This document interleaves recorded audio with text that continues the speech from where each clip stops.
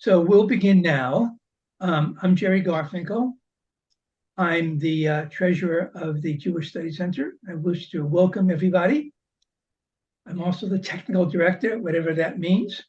And as treasurer, I do need to tell you that even though the classes are free and our instructors are wonderful people who aren't even, who don't get a fee, all of us are working for free, but we do have expenses. For example, the Zoom is one of our biggest expenses. So we do appreciate donations. They're not required, but we do appreciate them. If you want to donate, our donation app wasn't working before, but it's working now, I believe. And you just go to our website, www.jewishstudiescenter.org, and click on donate. And you can donate by credit card, by PayPal, or if you want to send us a check, the website will tell you the address to send your check to. Okay, now a few technical points. Everybody, I believe, is muted, except for the presentation people, of course. And we do want your questions and your comments. You're muted, you can't ask the question out loud, but write your question into the chat box and direct it to everybody, because oftentimes you ask a question in the chat box and somebody else comments on it, or comment in the chat box also. Then people will comment, back and forth. Let's see now. Did I put up the where is it? The Natanya may help me. I want to make sure that the transcript, the what do you call it, the comments and stuff can come up. Is it up? I think people can comment. Yes. Not the comments actually, but the transcript and the I saw it before. Okay. Anyways, the problem, we'll change it later. Okay. I think that's the main thing. After the presentation is over, I will post the recording on YouTube, and I'll send an email to everybody who's registered, telling them where to find the recording. Okay, so that's the technical points. And now I want to introduce our speaker, if I can find her. Yeah, there she is. And Irene Lancaster is a intellectual and scholar in England, in Manchester, actually, and she'll tell you a little about Manchester, I guess. And she's written a book about Ibn Ezra, which was very well received, and she'll give information about that. She'll also talk about Ibn Ezra's travels and the relationship to Robert Browning's poem, et cetera, et cetera. But one thing I'd like to mention is that the reason that we came into contact with Irene is that she took a previous class of ours.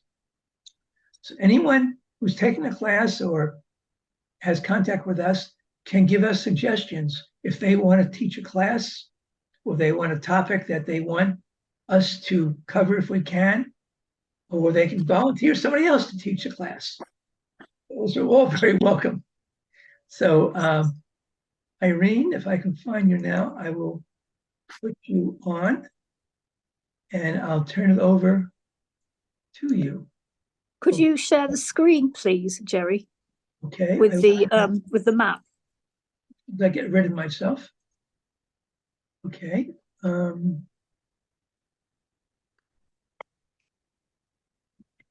screen.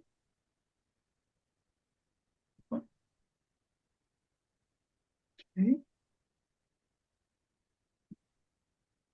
Thank you. Right. Right. Well, good evening and good morning, good afternoon, everybody. My name's Irene, and as Jerry said, I'm from Manchester, Northern England, which is mainly famous from the Jewish point of view for being the home of Zionism in the UK. and also for the presence over many years of Chaim Weizmann, who started the chemistry department at Manchester University, where I taught, and in fact started the subject of Jewish history. And of course, Chaim Weizmann went on to become the first president of the State of Israel. So that would be a talk in itself about Manchester, but I better get on to Robert Browning and Ibn Ezra. Can you hear me, everybody? I can hear you. Yeah, because I've got a slight English accent, haven't I? And Northern as well. So I'm going to start with Ibn Ezra's poem, The Candle, as we've just had Hanukkah. And he didn't actually write the poetry when he went on his travels. He wrote his poetry in Spain before he decided to leave. And I'm going to tell you later why he decided to leave. So he is the first Hebrew poet who brought humor into poetry in Hebrew, and it doesn't translate very well, but I've tried my best. So this one is called Beli Mazel, which means without good luck, and it goes as follows. The heavenly sphere and constellations, bearers of good luck, veered off course the day I was born. If I dealt in candles, there would be no sundown until I died. Try as I might, I cannot succeed, for the stars in the sky have thwarted me. If I dealt in shrouds, not one single individual would ever die while I was still alive. If I had a scheme to profit from arms and going to war, all the foes in the world would be friends and fight no more. So that's the very famous candle poet, which tells you that he was a very poor man who happened to be the closest friend of another great poet, more famous in poetry, Yehuda Halevi. And if you look at the map, they were born in the northeast of Spain, number one, which is called Tudela. Tudela, which is, let me see here, Tudela. Could you fix the map? Because it's not, they can't see it apparently. I'll carry on because, I'll just have to say where it is in Spain. So Tudela is in northeast Spain, near France, which I have visited. Also the birthplace of Yehuda Halevi, and also Benjamin of Tudela, who was the greatest medieval Jewish traveller, who came a bit later than they did. So Ibn Ezra travelled all over Spain, Tudela, then Toledo in the middle of Spain, which was the capital of the time, near present-day Madrid. He went to Cordova in southern Spain, to Granada, right in the south of Spain. And then he visited Kairouan in Tunisia in northeast Africa. Yeah, so it's there. Yeah, the map will be sent apparently when with the record to everybody who has registered. So he went to Kairouan because North Africa at the time was one of the four great Jewish centres of the world for scholarship and learning, all of North Africa. And he also went to Lucena in the south of Spain, age 50. He decided that because of the invasion from North Africa of Berbers who had become Muslim, the Almohades, who were being very difficult with Jews, Christians, and other Muslims in Spain, he decided, like a lot of other people, that he had to leave. And in the same year, 1139 or 40, his friend Yehuda Halevi set sail for Israel. His solution to the problem of persecution of the Jews was to leave for Israel, but sadly, he drowned in a shipwreck, Yehuda Halevi, whereas Ibn Ezra thought that the main thing one had to do was safeguard the Hebrew language, which had benefited since people had started doing biblical scholarship from an input of knowledge about grammar, which was shared by anyone in the Arabic sphere, so including some of the rulers in Spain who were Muslim. I mean, some by this time were Christian as well, but the Muslims and Christian Arabs alike in Spain were interested in the grammar and, to be precise, when they were interpreting a text, whether it was the Quran or the Bible. So he goes by boat from Lucena all the way to Italy. So Italy, I've still got the map, is to the east. So to go to Italy from Lucena, you pass south of the Balearic Islands, which are Mallorca, Minorca, and Ibiza. You go south of Sardinia and Corsica, where later Napoleon would come from, and you arrive in in Italy, in the middle, more or less. The middle, slightly north, which is Rome, which some of you may have visited, the capital of Italy. So in Rome, he gives up on all his poetry and starts a different genre of work, which is grammar. He writes his book Mosnaim, which means balance, and also biblical commentaries on the books of Ecclesiastes, the book of Job, and the 5 Megillot that we read at festivals, such as Song of Songs, the book of Esther, Ecclesiastes is one of them, and Lamentations. And he says, and I'm quoting it, it's on the map, I've done the quote, "In Edom, there is no room for a sage who dwells in the land of Kedar," which means he's talking about Jews, actually. He's not talking about Edom as Christianity. He's talking about Jews in Christian countries such as Italy. There is no room for me, Ibn Ezra, who is from Spain and has got all this learning from Spain that I got in the land of Kedar under mainly Muslim rule. So that's quite an interesting statement. And from Rome, he goes slightly north to Pisa, which, as you know, is famous for its Leaning Tower. But there he did experiments in astrology, which in those days was regarded as an important science. And he also wrote his first book on astronomy, Sefer HaLuchot. And then he gets to Luca, which is slightly north of Pisa. And this is very interesting because it's in Luca that Ibn Ezra writes his very famous commentary on the Torah, which was famous but wasn't translated for years and years and years. And then the book of Leviticus was translated by someone in America. And I did the first translation of the introduction to how to look at a text. And that's what my book is all about, citing all the examples from the Torah, which is the Pentateuch, the 5 books of Moses.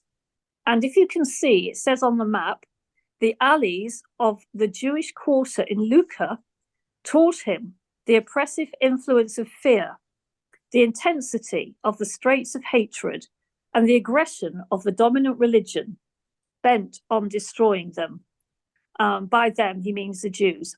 So when I went to Luca, I visited the old part of the city, and it is very narrow, and it could be very frightening, I think, to somebody who was Jewish coming to this very Catholic part of the world. And then the link with Robert Browning came to me when we stayed in the spa town of Bagni de Luca, above Luca, the old city itself. And I went out for a walk at 4:00 p.m. and the air was amazing.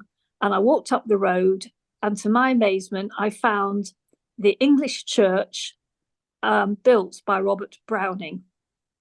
So for those of you who know the poetry of Robert Browning, who lived from 1812 to 1889, he lived a great deal of his life in Italy. And he obviously built this English church together with other English poets. This was then visited by French poets and German poets that are equally as famous in their own countries. And I think Robert Browning must have done some research. He knew Hebrew, because Ibn Ezra only wrote in Hebrew, even though his actual language was Arabic. He only wrote in Hebrew, unlike all the other great Spanish Jewish thinkers that I can think of in that era. He wrote only in Hebrew in order to preserve that language for posterity. And Robert Browning wrote his famous poem, "Grow old along with me, the best is yet to be, the last of life, for which the first was made. Our times are in his hand. Who says a whole I planned? Youth shows but half. Trust God. See all, nor be afraid." And it goes on and on and on.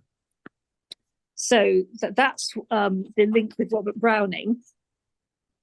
And then I more recently discovered that John Lennon from Liverpool, where I wrote my work on Ibn Ezra in Liverpool when I was at the university there, John Lennon, just before he died, wrote a song called "Grow Old Along with Me" to be played at weddings.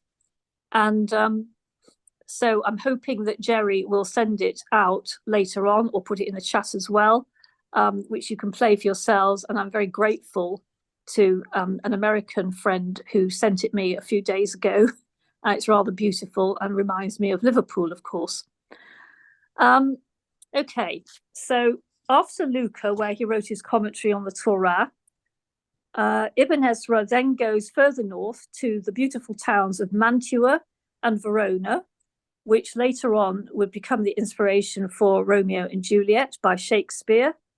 And there he wrote his very important grammar books, including Safa Barura, which is a phrase from the prophets, meaning a pure or clean tongue, Sefer HaIbur, about the Jewish leap year, which we're going to have one next year, and Sefer HaMispar, the book on numbers, which is a very interesting book.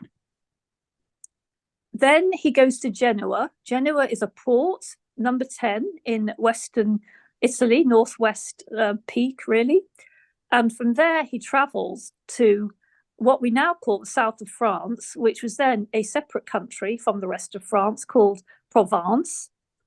And he goes to a town called Béziers in 1147, which is at the link is at the bottom of your map. And he wrote Reshit Chochmah, the history of astrology, and the name of God, another book, Sefer Hashem.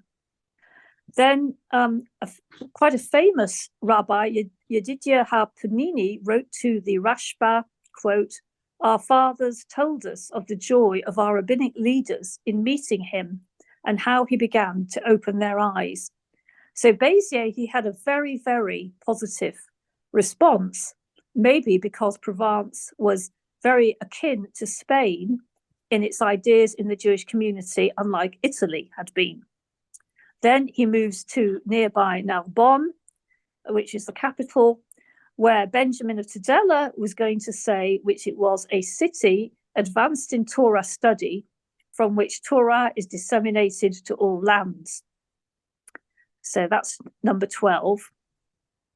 And from there, he goes to what was then another country, northern France, and to the town, the city of Rouen. Yes, I'm going to explain his travels in a minute. He goes to Rouen in northern France, and there he was very ill, so he writes another commentary where he changes some of what he had to say, and then he goes to England, to London, which was then joined in a way to France through the conquering of England by William the Conqueror in 1066, which is why the English language has got so many French words or words of French roots in them. So I think a lot of people in England at the time spoke French still, and he will have spoken probably Hebrew to his co-religionists. And then he tried to get to the northeast of England, near Scotland in the north, to York, which was the second town in those days. And he was tragically murdered by crusaders in 1164, who were on their way to Israel, to the Holy Land, and they could see he was a Jew, and he was killed in this pogrom. It says in the beautiful Hebrew version by his greatest expositor of his travels, who was a Romanian who wrote in Hebrew, that he was slain by anarchic English hordes on his travels north from London. And the reason he wanted to get to England was that the French word for England is Angleterre, and in Deuteronomy, chapter 28, verse 64, it talks about the ends of the earth, basically that all Jews will be the ends of the earth. And that was translated very creatively by many people in England and elsewhere as England, Angleterre. Incidentally, when the Jews were allowed back to England, having been expelled in 1290, they were allowed back by Oliver Cromwell, who had killed the king, Charles I. And the same argument was used by those people that were Marranos from Spain in Holland, who came to try and persuade Cromwell, and they used the same argument about the ends of the earth. So why did he travel? Somebody's asked that question in the chat. My view is, he didn't say why he was traveling. My view is that there were 3 or 4 reasons for his travels. First of all, he had to get out of Spain because of the situation that was intolerable, that Muslims and Christians were fighting each other, and there was really no place for the Jews, and that's why very many people tried to leave, including Yehuda Halevi, although going to Israel at that time, when it was sort of divided between Christians and Muslims constantly fighting the Crusades, was a very brave and rather dangerous thing to do. So I think he wanted to bring the fruits of Sephardi knowledge to what he called inferior Ashkenazi North. I mean, to me, living in England, Italy isn't the North, but it would be to him, because it would be slightly more North than Spain. But anyway, it was mainly full of Ashkenazim. I better say that I am Ashkenazi, in case people think I'm biased, but I do think the Spanish scholarship is so brilliant and has done so much for all Torah education, especially because it deliberately allied itself to the best science, art, biblical exegesis, grammar, poetry, humor of the time that wasn't just Jewish, you know. I mean, it's no accident that Maimonides later, who took so much from Ibn Ezra, so much of his views come from Ibn Ezra, also came from Spain, and often said, the Spaniards say this, when he was in Egypt. So he first goes to Rome. Interestingly, why didn't he go to France first? I don't know, but I think he was very poor, as we know from the Campbell poem. So he needed to make money, and I think that there might have been a patron of some sort in Rome. And wherever he went, he kept himself by teaching.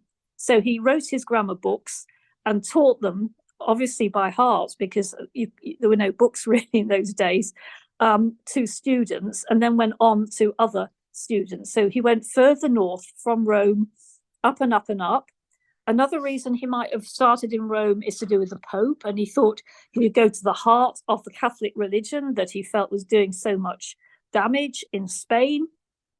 And he went further north, and then he goes, as I said, to the south of France, so a little bit of a detour from his northern trip. I think he might have had offers of work. He goes to Béziers, now Bonn, and then he goes to Rouen. For a long time, people didn't know where he went in North France. It was called Rhodus, and people now think it was probably Rouen, which had a Jewish community, was the headquarters of the Norman kingdom. And then, as I said, he wrote his second introduction and commentary on Torah, and then ends up in London, where he writes 2 very interesting pieces before he's killed. He writes Yesod Morah, which is a third version of his introduction to the Torah. It means the awe of the Torah, respecting or being, and not exactly afraid, but being in awe of the Torah, where he encourages us all to be very creative in exegesis. And then he writes this Igeret Shabbat, probably his last work, in which he has a dream, in which a woman comes to him in this dream and tells him off for having a book, which is the commentary by the Rashbam, which is Rashi's grandson, very, very famous biblical scholar in northern France, which seems to Ibn Ezra and the woman in the dream to be advocating behavior, if you take what Rashbam says literally, that would desecrate Shabbat. I won't go into all the detail unless you want to know later. And so he actually tears up the book and feels very ashamed that he's got it in his home. So that was probably his last book. But the idea was to safeguard grammar based on the three root system that we now know in Hebrew, that most verbs have got three roots, and that poetry should also be very disciplined. He calls his book, he says in the introduction, that it should be bound with cords, that when you write, he says, in the name of the great and awesome God, I shall begin expounding the meaning of the Torah. I beseech you, God of my father Abraham, deal mercifully with your servant Abraham, and let it come to pass that the opening of your words enlighten your servant, son of your servant Meir. And from the salvation of your countenance, let sustenance come to the son of your handmaiden, he who is named Ibn Ezra. This is the book of the straight path by the poet Abraham, bound by cords of true grammar, to be deemed fit by the eyes of knowing judgment, and make happy all those who uphold it. Thus says Abraham the Spaniard, who is mindful of the 5 paths taken by the Torah commentators. So in his book, in his introduction to the Torah, he talks about 5 paths, 4 of which he criticizes. He criticizes some of his predecessors, who he thinks are too long-winded. He says that modern contemporary midrash, which is the rabbinic explanation of the text, which doesn't always stick to the obvious meaning, has gone beyond the limits of what can be expected and is too fanciful and anything goes. He attacks what he calls Christianity, which is allegory, and he attacks the Karaites, who were more literally minded and very, very powerful in Spain at the time, and were causing problems with the kings. I mean, I do know that he was no longer in Spain when he wrote this, but he was thinking back to how difficult the Karaites, who were very literal in everything they did, and how they would affect the calendar so that people would not keep Shabbat on the right day, Pesach, Yom Kippur. He wasn't so worried about ideas being different, but about practice being different. And then he has his own path, which is very much to do with grammar, the latest scholarship, and using allegory sparingly, but when it is necessary. But what I also want to talk about is Robert Browning's other poem called Holy Cross Day, which was written earlier than the Candle one, than the Ibn Ben Ezra one. Ibn Ben Ezra was written in 1864, and Holy Cross Day was written in 1855, and was based on what Robert Browning saw of Jews being herded into compulsory Easter sermons by the Pope, who was reactionary in Italy. And this is the relevant verses. Suddenly, after describing the huddle of very poor Jews who were in Italy at the time, he says, for Rabbi Ben Ezra, out of the blue, Rabbi Ben Ezra, the night he died, called sons and sons' sons to his side and spoke, this world has been harsh and strange. Something is wrong. There needeth a change. But what or where? At the last or first? In one point only we sinned at worst. The Lord will have mercy on Jacob yet, and again in his border see Israel set. When Judah beholds Jerusalem, the stranger seed shall be joined to them. To Jacob's house shall the Gentiles cleave. So the prophet says, and his sons believe. I, the children of the chosen race, shall carry and bring them to their place. In the land of the Lord shall lead the same, bondsmen and handmaids. Who shall blame when the slaves enslave? The oppressed ones over, the oppressor triumph forevermore. Which I think means that he was anticipating in 1855, before Herzl or any of his predecessors, that the Jews would once again have their own home in Israel, and that they were only being oppressed, depressed, compressed, and generally pressed because of living in diaspora. Not only would they have their own home again, but by their Torah learning, way of life, behavior, they would attract other people to them, which has been the case. So, I mean, Robert Browning happens to be, before I even knew about all this, my favorite English language poet from England. of all time. Real genius, and also very good at describing relationships. And I just think I'm just in awe of what inspired him when he went to Luca and realized that Ibn Ezra had been there. Before I finish and ask for questions, I just want to say something that is very relevant to today. Ibn Ezra wrote a commentary on Daniel, probably two, one in Luca and the other in Rouen, France. And unlike, as far as I know, any other biblical scholar, he was the first Spanish biblical scholar, but I mean any other commentator till much more modern times, when Daniel talks about the four kingdoms that will come, but in his vision, he says, the Jews will be there when all the others have been conquered: Babylon, Persia, Greece, Rome.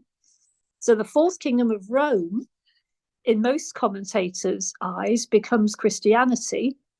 But for Ibn Ezra, the fourth kingdom is Islam. And he also implies, it doesn't actually say, that at one point Islam and the Christianity that he knew, i.e., I suppose Catholicism, would get together and sort of become what we now know the West, and fight against the Jews, who would have to do something to survive.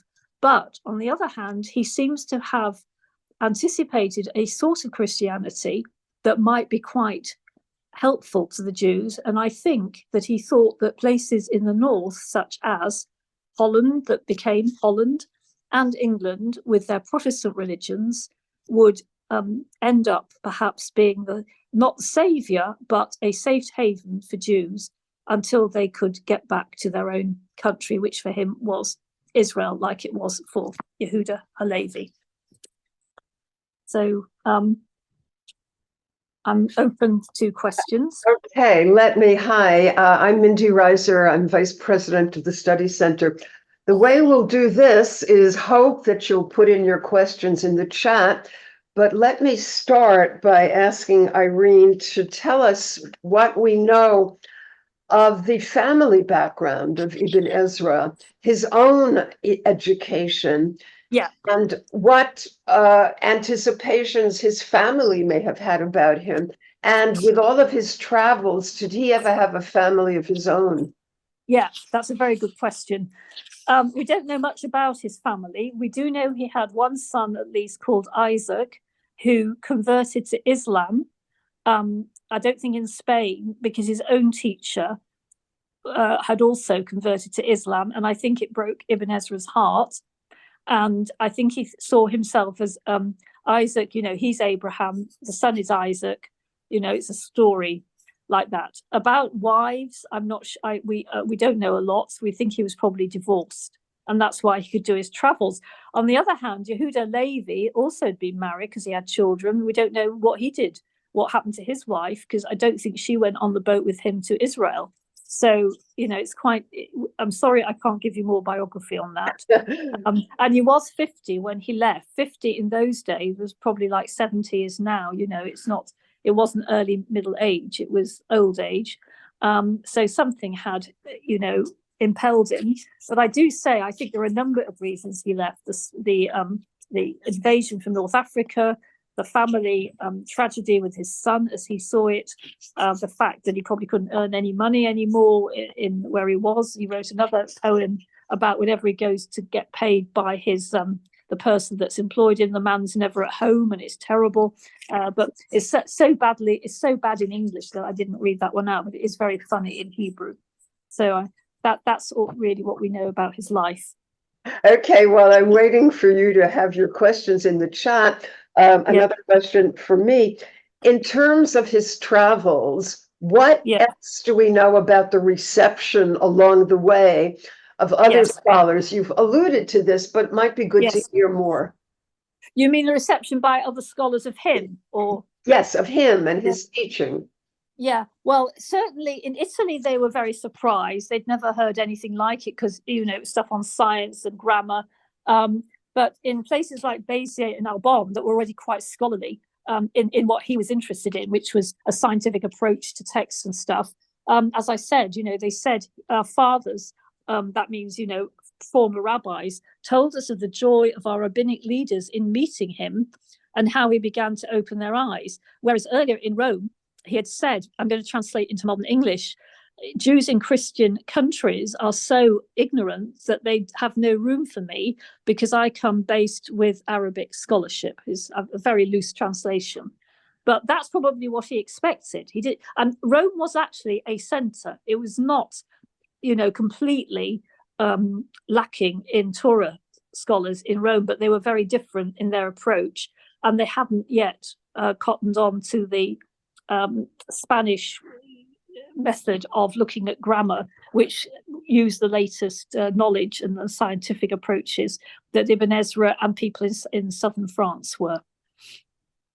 Okay, we have a question from Rick Gold. I think this may be someone I know, although it may be another Rick Gold. Mm-hmm. How did he become a scholar in the first place, and how did he find the texts he needed?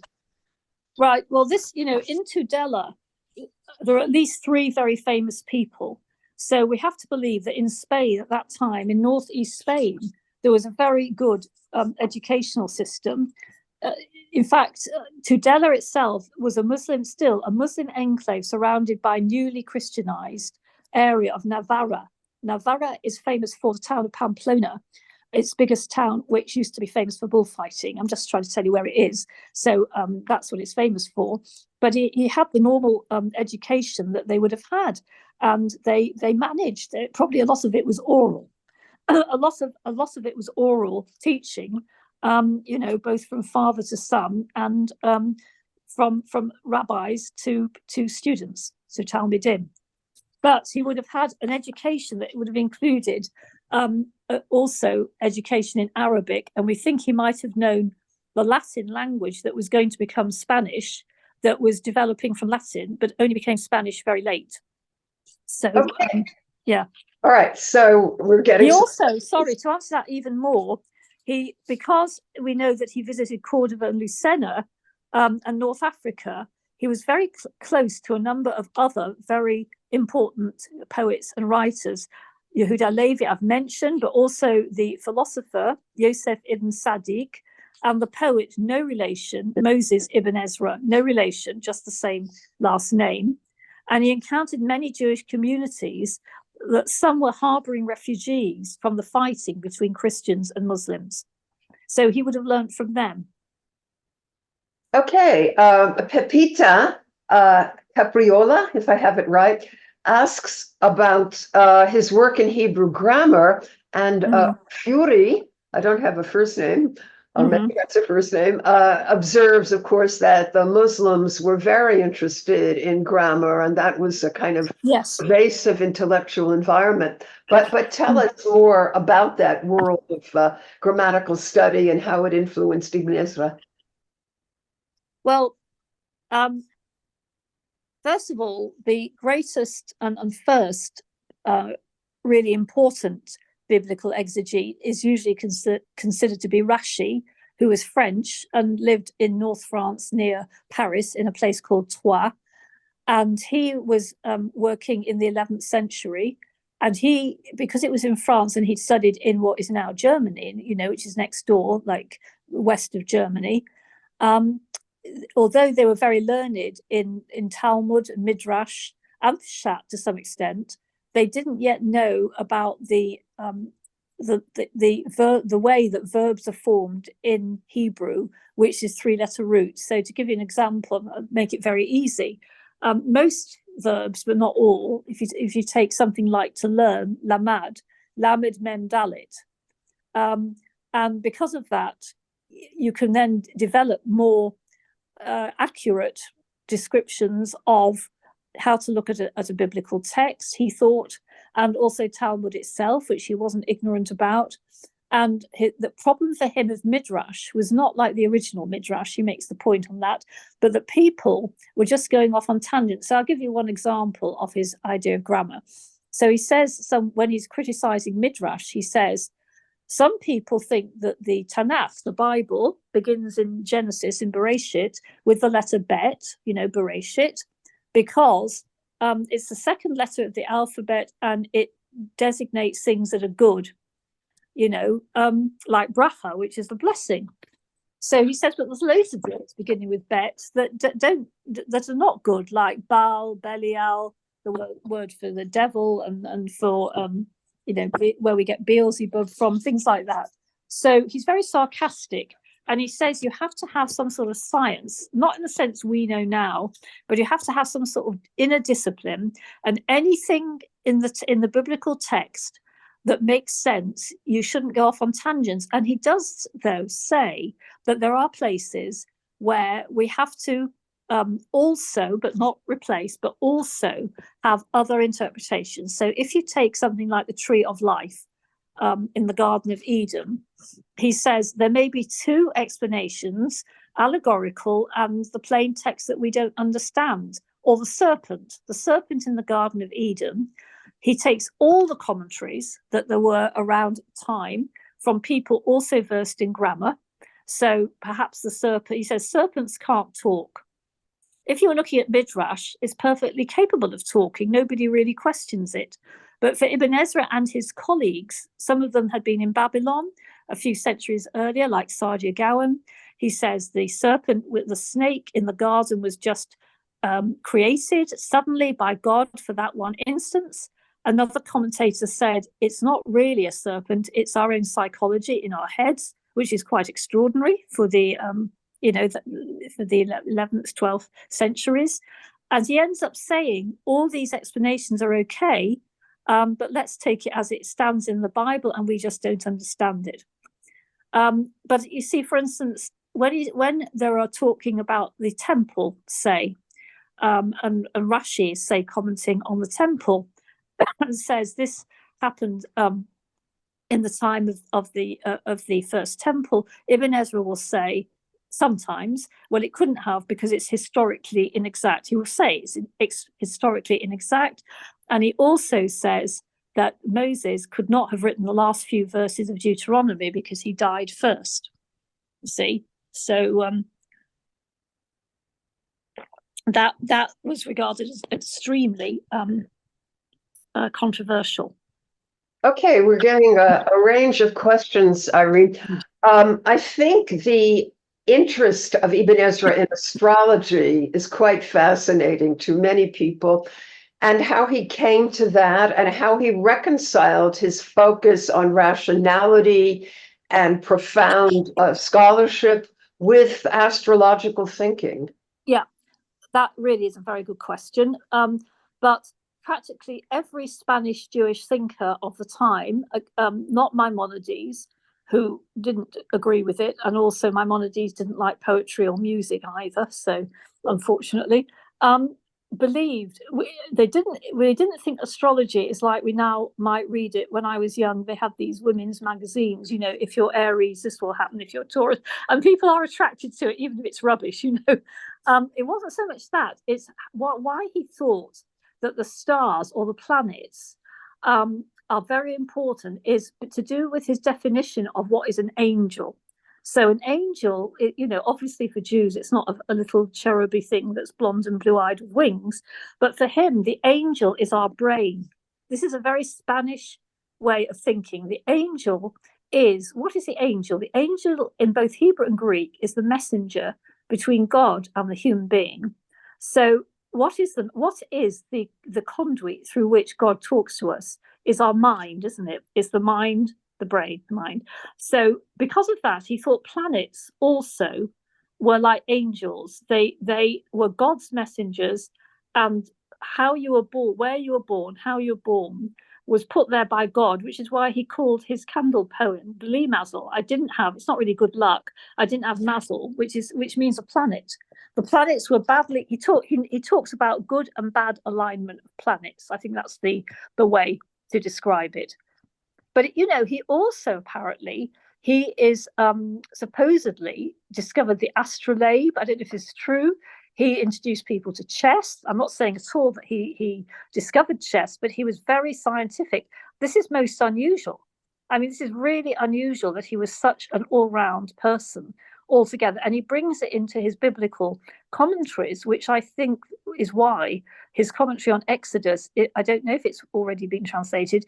You'd have to be very good at both astrology and astronomy to translate his commentary on Exodus, which is all to do with the or largely to do with the workings of the planets and the stars, and why you need oral law. I forgot to say, he's really keen on the oral Torah and the rabbinic approach, because he says you cannot just go by the Bible, and he gives examples of why you can't just go by the Bible to live what we would call now an Orthodox Jewish life, a Rabbinite Jewish life, as opposed to Karaite. Okay, So, there's real interest in a time where books were not exactly handy. no. How his teachings were preserved over the centuries. As soon as he was writing, there was something called super commentaries, and in my book, I have a whole chapter. I have his biography, why he travelled. Somebody asked in the chat, and then a history of the scholarly work. And he had super commentaries that were written more or less straight away, especially by people in the Provence, southern France. So that's commentaries on his commentaries. Somebody called Judah ibn Mosconi of Bulgaria wrote one, and then Abishai of Sagori, also Bulgaria, modern day Bulgaria, reportedly dated 1170, which is 6 years after his death. So, and then the famous Tibonites, the Tibonites also would go on to translate Maimonides, but they also translated commented on Ibn Ezra's work. I mean, not everybody agreed with him, and a lot of people, though, did. And some people, like the famous Radak, David Kimhi, who lived 1160-1235, utilized Ibn Ezra's own commentary when he wrote his commentary on Genesis, Okay, there's interest. You alluded to the connection with Rambam. People are interested to learn more about what we know of that. Right. So Ibn Ezra's dates are 1089 till 1164. We always used to think Maimonides lived from 1135 to 1204. Some people now say 1138. However, if he ran away from Spain in 1148, also to do with the Almohades who had invaded, and it was supposed to be just after his bar mitzvah, I don't understand why people have said 1138. So I still say 1135, but let's say the middle to late 1130s. And I'm not. They didn't meet. But Maimonides' work using Aristotle, which is so famous, the idea of the thinker, thought, and thinking coming together in one, first started with Ibn Ezra. Ibn Ezra was the first person in Jewish thought to say that, certainly from Spain. I'm always very wary about saying the first, because you never know, somebody might turn up, that you've never heard of somewhere else. But as far as we know, Ibn Ezra, but of course, in those days, there was no such thing as plagiarism. So you just took from other people, and it was quite legal and not regarded as an avera. I'm sorry that people like Ramban, that's Nachmanides, didn't say more about how much he took from Ibn Ezra, because he also criticizes him as well when he doesn't agree. But I've said, this book aims to demonstrate that far from being a literalist, as some people think, Ibn Ezra was interested in secret meanings. He also espoused Aristotelianism and was the first Jewish exegete to posit the conjunction of thinker, thinking, and thought as the goal of man's desire to know God. I mean, almost a mystic, really, isn't he, in a very down-to-earth sense? And most importantly, his curious mix of disparate approaches, which he termed grammar, is of relevance in modern hermeneutic debates, that are going on at universities and things. And, there is nothing that he didn't touch. Torah, Hebrew poetry, linguistics, Arabic poetry, linguistics, science, and philosophy. And, I have a whole chapter on Muslim influence on him, starting with somebody called Al-Kindi, and then going on Farabi, Ibn Sina, who's Avicenna, Averroes. They're quite well known as having influenced Thomas Aquinas in the church. But Ibn Ezra was also influenced, not completely, because he still remains very Jewish, but he uses the best science and knowledge of the time. I'm not sure that Rashi, for instance, although he writes in in Old French, which we find very useful today, when he says this word in Hebrew means this in Old French, and then you see whether it's like modern French.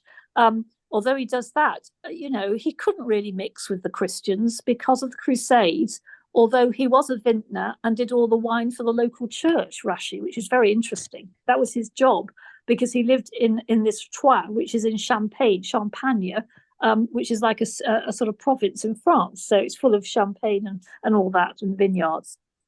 But so when I say he influenced him, I don't mean they met. I mean, Yehuda Halevi and Ibn Ezra influenced each other. The great Ibn Gabirol, who also wrote a lot in Arabic, he also influenced Ibn Ezra. Sadiq before him. Ibn Ezra, or his ideas, influenced Maimonides, who was not the first to say some of the things that people say Maimonides did say. That's all. Okay, in terms of his proclivity to searching out literally everything, Yes. say more about the Kabbalah and how he took to it and what he derived from it. Well, I mean, the Kabbalah itself, really the very first book on Kabbalah, if you don't count the works in Ezekiel, which is the Merkaba mystery, is the Sefer Yetzirah, and we don't have his commentary at all on. I mean, some of his stuff was lost on Sefer Yetzirah, but the main Kabbalah that you'd be interested in, like the Bahir and then the Zohar, I don't think he was aware of yet. However, some of his, because they were not written until much later in Spain, in Christian Spain. But I do think that some of the students of his students were very interested in putting together Ibn Ezra and Cabala. But I can't say that he was really interested in Cabala per se. He was much more interested in bringing science into Jewish study. But he did at the end, when he was in England, talk about Hitbodedort, which is a concept in Jewish mysticism, which means self-isolation and almost retreat in order to communicate with God. But, he's not one of the people that, wrote or contributed to the Bahir, because it was much later, or certainly not the Zohar. Okay, again, we're kind of asking you to talk about everything. Yeah. In terms of his relationship with Muslim scholars, we know the challenges dealing with Christians. Yes. And did know Arabic, and he traveled around. What do we know about encounters with Muslim scholars?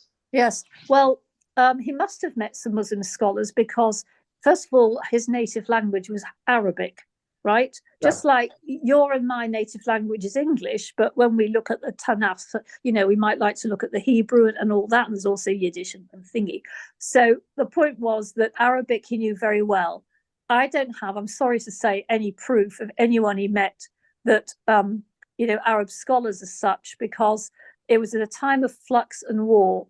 It was the reconquest by the Christians of Spain had been gathering pace, and it seems to me that Ibn Ezra was always running away. So I'm sorry that I can't give you any complete facts, unlike, again, Maimonides, which is much later, where we know that he escaped to the north of Spain to start with his family and learnt some medicine with Christians. That's Maimonides, which is very interesting, before going to Morocco and then Egypt, where he worked for the vizier of Fustat, which is Old Cairo.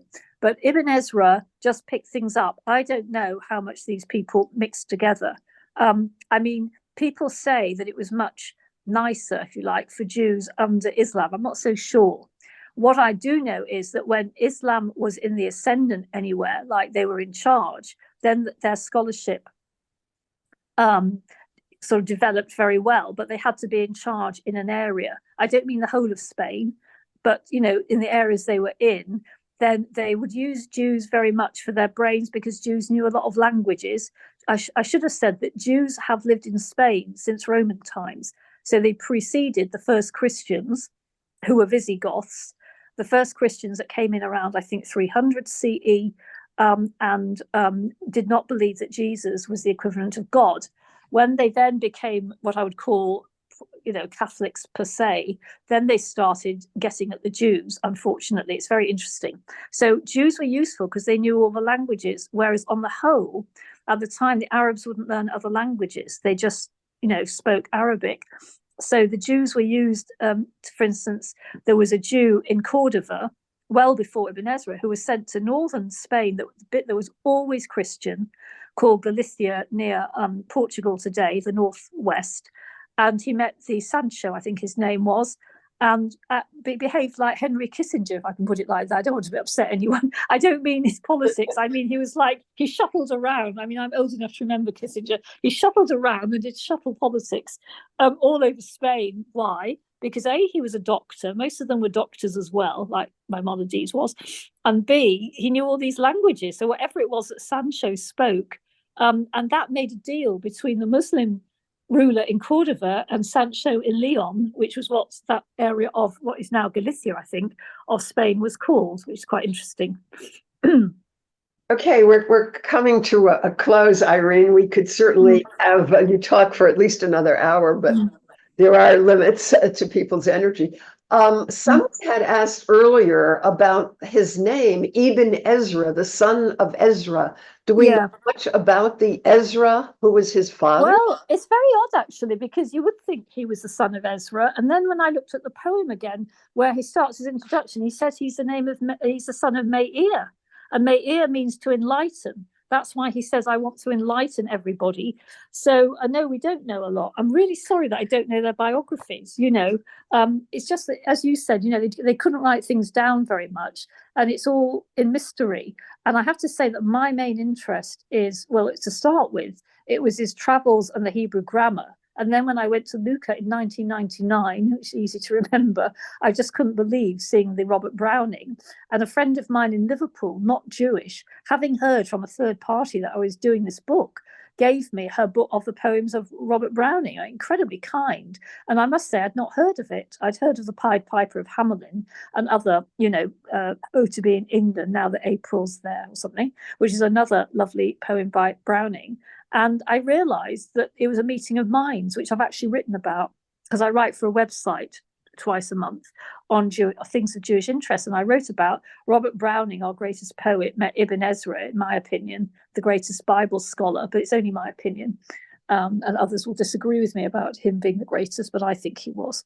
Okay, now people are wanting to hear again the name of the book that you've referred to several times. And before you answer, what are your current projects?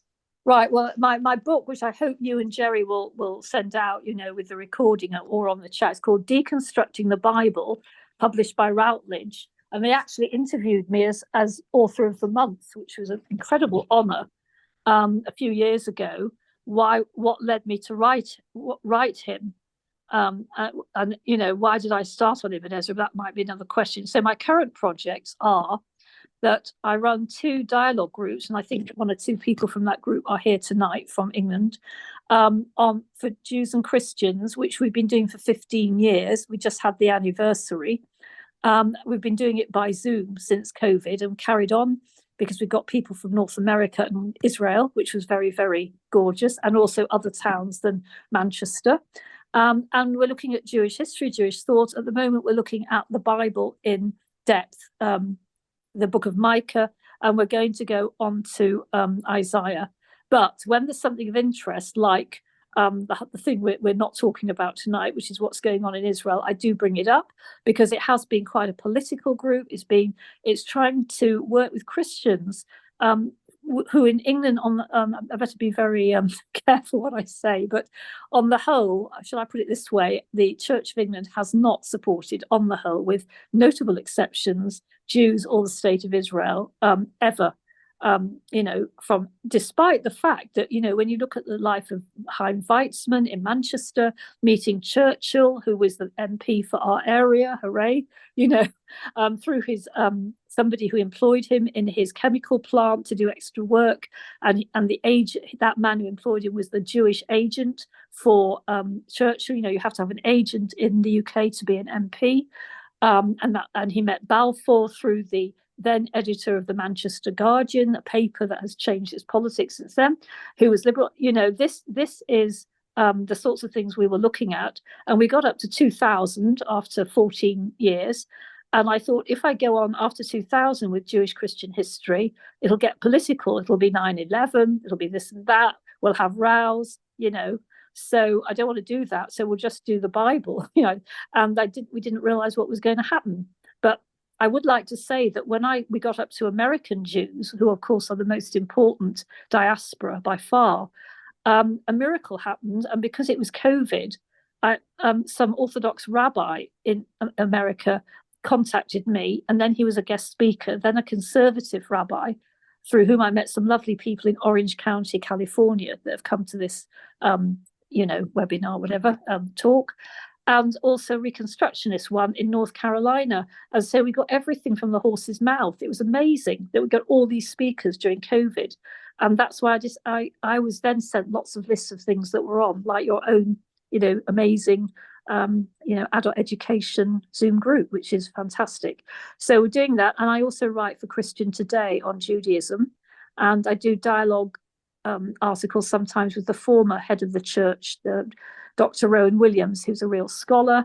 And I also translate poetry stuff and help other people translate poetry when they're writing work, especially Jewish works from French, German, and Hebrew. I'd like to say that I studied at a seminary in Jerusalem because that wasn't on my CV, and that I was extremely happy to teach at Liverpool University for 11 years. And then we moved to Manchester and I started the Department of Jewish History. And the only book they had was the Chaim Weizmann Diaries, because he had been there and was such a great figure for the history of the Jewish people. Okay, if you're looking at the chat, you're getting wonderful accolades, Irene, for your talk. Oh. And I know people will be listening to the recordings. Are there any final words you'd like to say before I pass the microphone, so to speak, over to Jerry?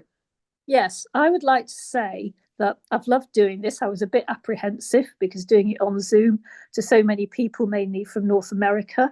But I would like to say that I know that you in America, in the Jewish community, are going through very hard times at the moment with what's going on. I just want you to know that we are also going through very hard times, but you have a wonderful community that I've got to know over 3 years. I've got a lovely American son-in-law they live in Sfat, and I just want you to know that things will get better. And Ibn Ezra, I think, anticipated all this, and we have to hold firm and be the people that we know that we are as Jews, and that Robert Browning was right, and that we will show the world, even though we're a tiny minority, one day. And thank you very much for allowing me to give this talk. It's a great honor and a great pleasure. It's our privilege, and I hope to see you in England one day. Yeah, that would be great. Jerry? That would be absolutely great, yes. Thank you, Irene. Thank you. Even more so, I want to get your book, and I'll put information, as I said earlier, I will send out an email later on where the recording is and other information. It'll include things about your book and some other, and maybe how to attend some of your webinars. So all very interesting. I'd like to make a little comment. We talked about how Ibn Ezra was very, versatile with languages, and other Jewish scholars in Spain were. But you remember in 1492, Columbus took some of the Jewish scholars on a ship to what he considered the Indies, because of their language skills, basically as translators. The first one off the ship in North America, in the Americas, Jewish. So again, I'll put all that information in. I'll get your book also. And also you can, if you don't mind, I'm not trying to be chutzpahdik, but I've written this book about the chief rabbi of Haifa, who people might be interested in, and you can get it from Amazon. Bring the book closer so we can see the cover. So it's called this is a picture of lovely Haifa where I lived, and the chief rabbi, Sha'ar Yashuv Cohen. Oh, yes. The son of the Nazir, and he was the most marvelous friend, and you'll like it because there's a whole chapter of Americans giving him accolades, that we added to the English version, and his family asked me to translate it. It's translated by it's published by Urim, URIM in Israel, but you can get it off Amazon, and I think it's worth getting as well, frankly, I will, So, I will also yeah, give yeah, sure. Yeah, that book. I mean, Rabbi Cohen, the book that, the yeah, subject, very interesting character. I mean, he was an yeah, active member of the IDF, he was a chaplain, and he was chief rabbi of Haifa, and he did lots yeah. of things. So yes, he's a very interesting person. He I worked with wouldn't Condoleezza Rice understand when that. George Bush, I think, was the president on Jerusalem. He was sent, and he was the main interfaith person representing the state of Israel, which is why he was interested in me, because he thought I knew a lot about the Church of England, which I did. And when I arrived in Haifa, of course, I didn't know who he was. I got invited around. There's a very funny chapter in the book. The first words were, "What do you think about the Church of England?" Not, "Hello, how are you?" It's very Israeli. It's very Israeli to get straight to the point. But, I do think his life is worth knowing. And his wife was from New York. And I think his grandfather-in-law was very famous in New York, giving work to people from Lithuania. And her father was a very famous rabbi in New York, from what I understand, having gone on other programs from America. But you are a wonderful community. I am so in awe of your educational skills. I mean, I visited New York once, and I loved the museums, the Jewish museums. And then I gave a talk on Ibn Ezra in Miami, actually, in Florida State University, on his science. But you've got the right approach. And when you think that Jews only came to America the same year Jews were allowed back in England, I think we could learn a lot from the American Jewish community, frankly. Thank you. As a native of New York, but Yeah.